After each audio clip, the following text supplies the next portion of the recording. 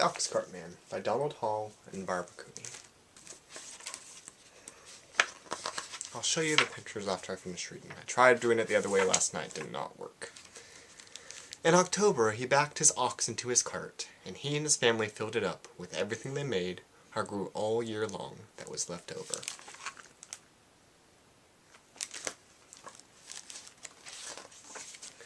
He packed a bag of wool that he sheared from the sheep in April.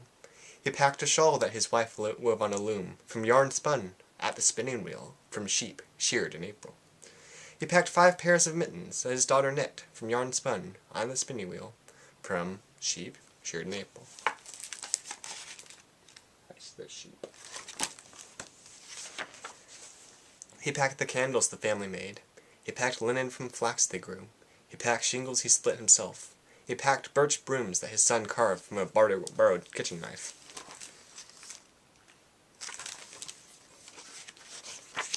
He packed potatoes they dug from their garden.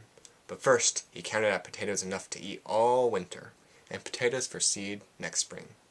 He packed a barrel of apples, honey and honeycombs, turnips and cabbages, for a wooden box of maple sugar from the maples that they tapped in March, when they boiled and boiled and boiled the sap away. He packed a bag of goose feathers that his children collected from barnyard geese. Oh, yes, picture. That's what it looks like. When his cart was full, he waved goodbye to his wife, his daughter, and his son, and he walked at his ox's head for 10 days, over hills, through valleys, by streams, past farms and villages.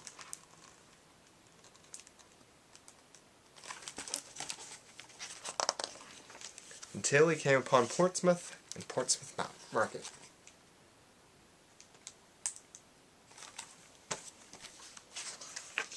He sold the bag of wool. He sold the shawl his wife made. He sold 5 pairs of mittens. He sold candles and shingles. He sold birch brooms. He sold potatoes. He sold apples. He sold honey and honeycombs, turnips and cabbages. He sold maple sugar. He sold a bag of goose feathers.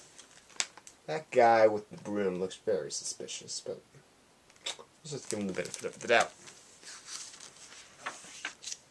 He sold the wooden box that he carried the maple sugar in. He sold the barrel he carried the apples in. Then he sold the bag that he carried the potatoes in. Then he sold his ox cart.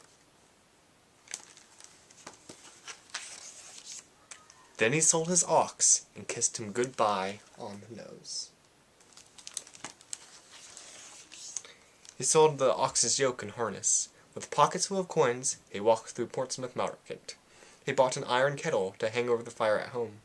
And for his daughter he brought an embroidery needle that came from a boat in the harbor that sailed all the way from England. For his son he bought a barlow knife for carving birch brooms with. For the whole family he bought 2 pounds of wintergreen peppermint candies. Shopkeeper's like, yep, you know what's up, peppermint candies. Then he walked home with a needle and knife and wintergreen peppermint candies tucked into the kettle, and a stick over his shoulder, stuck through the candle's handle, and coins still in his pockets.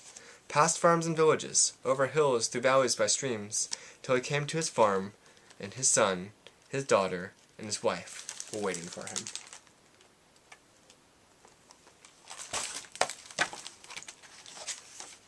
And his daughter took her needle and began stitching, and his son took his barlow knife and started whittling, and they cooked dinner in their new kettle, and afterward everyone ate a wintergreen peppermint candy. And that night the ox cart man sat in front of his fire, stitching a new harness for the young ox in the barn.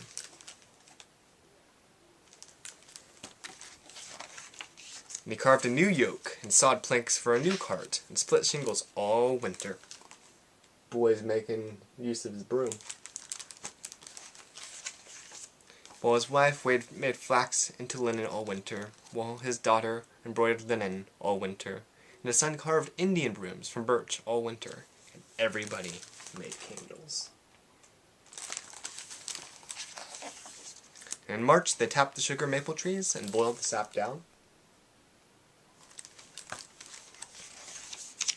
And in April they sheared the sheep, spun yarn, and wove and knitted. And in May they planted potatoes, turnips, and cabbages, while apple blossoms bloomed and fell, while bees woke up, starting to make new honey. and the geese squawked in the barnyard, dropping feathers soft as clouds.